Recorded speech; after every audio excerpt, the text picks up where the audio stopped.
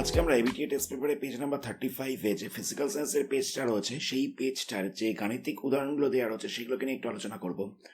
তো প্রথমেই question number 3.2টা দেখা যাক। এখানে বলছিল যে কোনো একটা গ্লাস জারে 200 সিসি এয়ার রয়েছে, কত ডিগ্রি টেম্পারেচারে? না 37 ডিগ্রি টেম্পারেচারে। তো বলছে যদি টেম্পারেচারটা 67 ডিগ্রি করা যায় তাহলে কতখানি গ্যাস বেরিয়ে যাবে। ঠিক আছে, এটা আমাদের জিজ্ঞেস করেছিল। তো এখানে V1টা দেওয়া ছিল আর T1টা দেওয়া রয়েছে 37 ডিগ্রি সেন্টিগ্রেড। তো এই 37 ডিগ্রি সেন্টিগ্রেডটাকে আমরা কেলভিনে চেঞ্জ করেছি। কি করে চেঞ্জ করেছি? না 273 প্লাস করে দিয়েছি।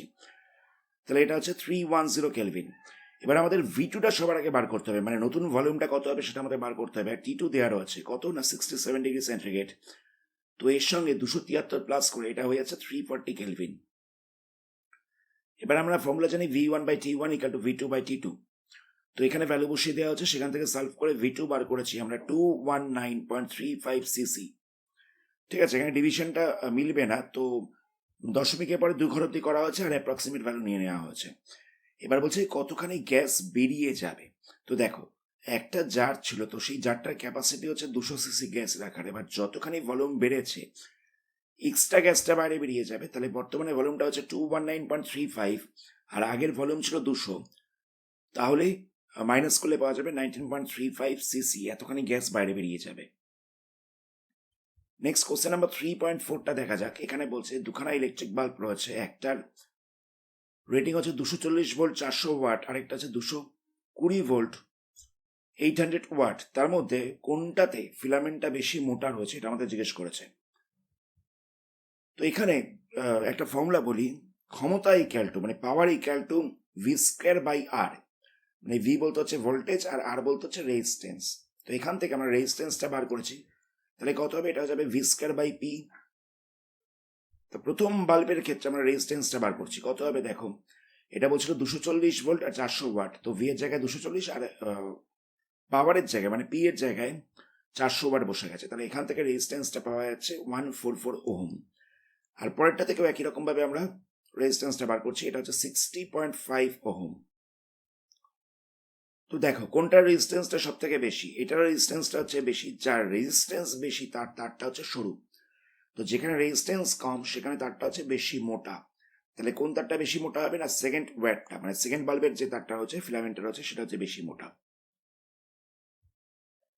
নেক্সট কোশ্চেনে বলছে দুখানা এলিমেন্ট রয়েছে, একটা হচ্ছে এ একটা হচ্ছে বি, এদের অ্যাটমিক নাম্বার হচ্ছে 7 আর 20। তাহলে বলছি এরা কম্বাইন হলে কি ধরনের মলিকুল তৈরি করবে সেটা জিজ্ঞেস করেছে। তো এর অ্যাটমিক নাম্বার হচ্ছে 7, তাহলে ইলেকট্রন স্ট্রাকচার কিরকম? 2 and 5। মানে এর স্টেবল হওয়ার জন্য আরো 3টে ইলেকট্রন দরকার, তবে 8টা ইলেকট্রন হবে আউটার মোস্ট অরবিটে। ঠিক একই রকম ভাবে বি এর অ্যাটমিক নাম্বারটা হচ্ছে 20, তাহলে এর ইলেকট্রন স্ট্রাকচার কিরকম? 2, 8, 8 and 2। তাহলে একে কি করতে হবে? না দুখানা ইলেকট্রনকে ছেড়ে দিতে হবে, তাহলে আউটার মোস্ট অরবিটটায় 8টা ইলেকট্রন হয়ে যাচ্ছে। তাহলে দেখো এর 3টে ইলেকট্রন দরকার আর এর 3টে ইলেকট্রন ছেড়ে দেওয়ার দরকার আছে। তাহলে এদের মধ্যে যে বন্ডিংটা হবে সেটা হচ্ছে আয়নিক বন্ডিং। কি করবে? না 3টে বি এর সাথে 2টো এ রিয়াকশন করবে। বি দেখলাম যে 2টো করে ইলেকট্রন ছেড়ে দিতে পারে, 3টেতে তাহলে কটা ছাড়বে? 3 × 2 মানে 6খানা ইলেকট্রন ছেড়ে দিচ্ছে। কাকে দিচ্ছে? না এ কে দিচ্ছে। এর তো আমরা দেখলাম যে 3টে করে ইলেকট্রন দরকার, দুখানা এ তাহলে 3টে করে ইলেকট্রন পেয়ে যাচ্ছে।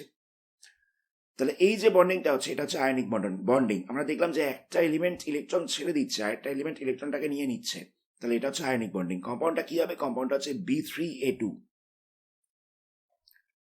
নেক্সট কোশ্চেন নাম্বার 4.2টা দেখা যাক। এখানে বলছে 40 গ্রাম zinc sufficient amount of H2SO4 এর সাথে রিয়াক্ট করে কতখানি H2 গ্যাস তৈরি করবে সেটা বার করতে বলেছে। এখানে জেডেনটা বইতে দেওয়া ছিল 63.5, এটা অ্যাকচুয়ালি ভুল রয়েছে, এটা হবে 65.3। জেডেন বইতে এটা দেওয়া ছিল, এটা অ্যাকচুয়ালি ভুল রয়েছে, এটা হবে 65.3। তো জেডেন এর সাথে সালফিউরিক অ্যাসিডের রিয়াকশনে হাইড্রোজেন গ্যাস তৈরি করার কেমিক্যাল ইকুয়েশনটা হচ্ছে এটা। তো এখানে জেডেনটা বলছে 65.3 আর হাইড্রোজেন হচ্ছে 2 × 1। তাহলে আমরা দেখতে পাচ্ছি 65.3 গ্রাম জিঙ্ক থেকে 2 গ্রাম হাইড্রোজেন তৈরি হবে। তাহলে 1 গ্রাম জিঙ্ক থেকে কতখানি হাইড্রোজেন তৈরি হবে ডিভাইড করে দেওয়া হচ্ছে, আর 40 গ্রাম জিঙ্ক থেকে কতখানি হাইড্রোজেন তৈরি হবে না মাল্টিপ্লাই করে দেওয়া হচ্ছে। তাহলে এখান থেকে পাওয়া যাচ্ছে 1.225।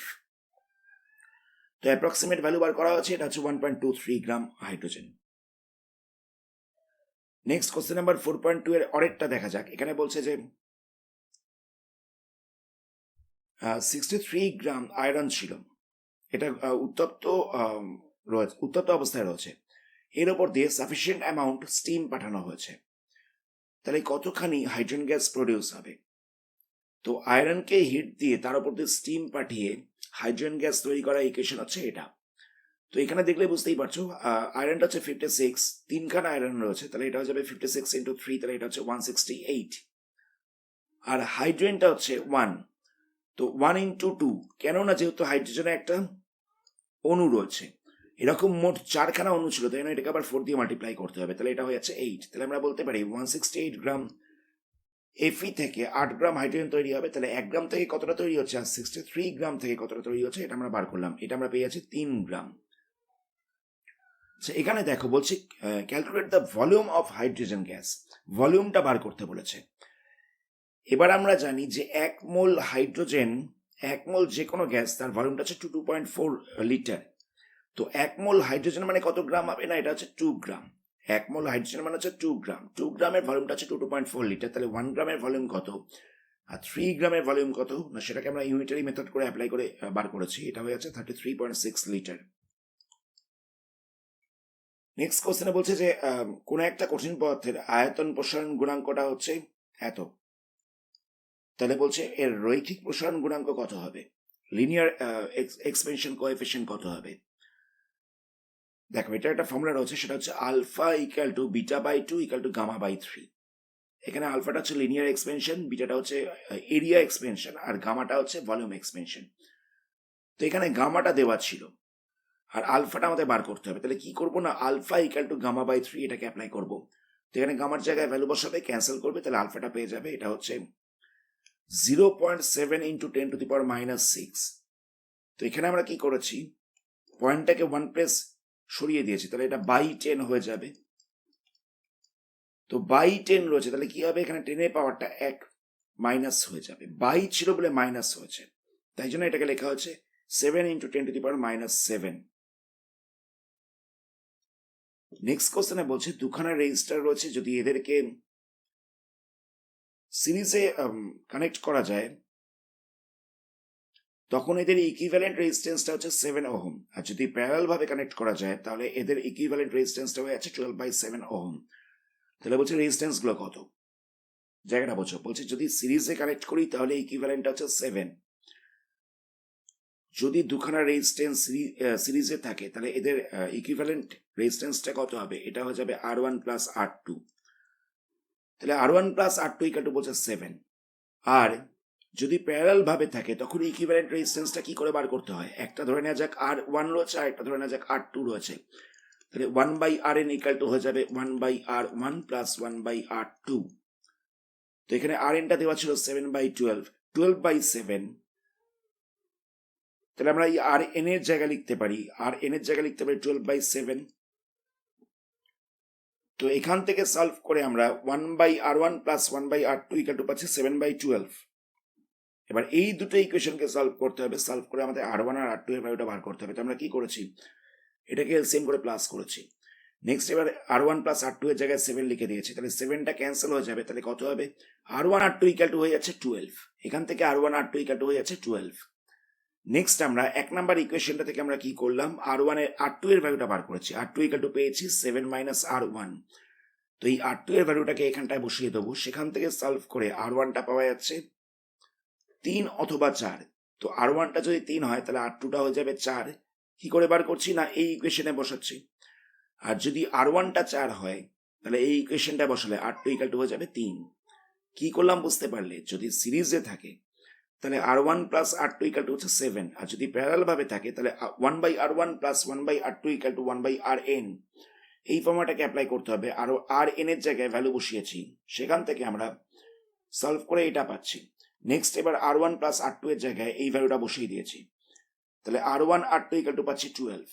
নেক্সট প্রথম ইকুয়েশনটা থেকে আমরা R2 এর ভ্যালু বার করলাম, এটা হয়ে যাচ্ছে 7 মাইনাস R1। নেক্সট R2 এর জায়গায় ভ্যালু বসিয়েছি, সলভ করে R1 এর দুটো ভ্যালু পাচ্ছি। তো R1 3 হলে R2 হচ্ছে 4, আর R1টা 4 হলে R2টা হচ্ছে 3। তাহলে বলা যেতে পারে দুখানা রেজিস্ট্যান্স হচ্ছে 3 and 4।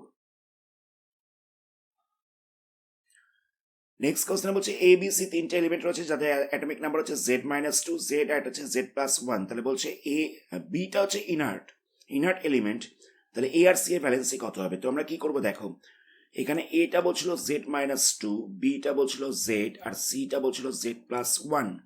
তো বিটা ইনার্ট দেয়ার আছে, তাহলে এটা দেখো কি করবে, দুটো ইলেকট্রন গেইন করে বি এর মতন ইলেকট্রন স্ট্রাকচার পাওয়ার চেষ্টা করবে। তাহলে বলা যেতে পারে এর ভ্যালেন্সি হচ্ছে 2, আর সি কি করবে না, একটা ইলেকট্রন ছেড়ে দেওয়ার চেষ্টা করবে, ছেড়ে দিয়ে বি এর মতন ইলেকট্রন স্ট্রাকচার পাওয়ার চেষ্টা করবে। তাহলে সি এর ভ্যালেন্সি কত? সি এর ভ্যালেন্সি হচ্ছে 1। নেক্সট কিছু এমসিকিউ দেওয়া ছিল, এমসিকিউ গুলো দেখো। 1.2 বলছে 5 মোল অফ হাইড্রোজেন গ্যাস এর মাস কত হবে? তো 1 মোল হাইড্রোজেন গ্যাসের মাসটা হচ্ছে 2 গ্রাম, তাহলে 5 মোলে কত হবে? 10 গ্রাম। খুব ইজি, খুব ছোট কোশ্চেন, কিন্তু তোমরা এগুলোকে দেখলে অনেকেই গুলিয়ে ফেলো। নেক্সট 1.4 বলছে real expansion coefficient of Hg বলছে এত, তাহলে বলছে এটা কেলভিন স্কেলে কত হবে? এখানে বলে রাখি ডিগ্রি সেন্টিগ্রেডে যেটা হবে আর কেলভিন স্কেলে যেটা হবে দুটোই হবে সেম, ঠিক আছে? এত কিছু নাম্বার থেকে ঘাবড়ে যাওয়ার কোনো দরকার নেই, ডিগ্রি সেন্টিগ্রেডে যেটা ছিল সেটাই হবে কেলভিন স্কেলে, সেম আনসার।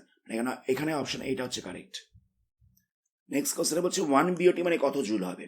তো কি করে করব দেখো, 1 বিওটি মানে হচ্ছে 1 কিলোওয়াট আওয়ার। তো কিলোওয়াট আওয়ার এই নামটা শুনেই বুঝতে পারছো 1 কিলোওয়াট ইন্টু 1 আওয়ার। তো 1 আওয়ার মানে আমরা জানি 3600 সেকেন্ড, আর 1 কিলোওয়াট মানে হচ্ছে 1000 ওয়াট।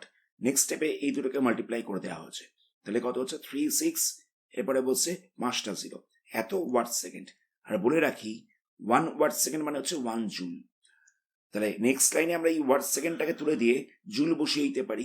আচ্ছা, কি করা হচ্ছে, এখানটা লেখা হচ্ছে 36 ইন্টু 10⁵ এত ওয়াট সেকেন্ড। তো এই ওয়াট সেকেন্ডটাকে তুলে আমরা জুল বসাতে পারি, সেটাই করেছি। নেক্সট আমরা কি করেছি, 36টাকে লিখতে পারি 3.6 ইন্টু 10, এটা মাল্টিপ্লাই করলেও তো 36 হয়ে যাবে, আর ইন্টু দিয়েছিল 10⁵।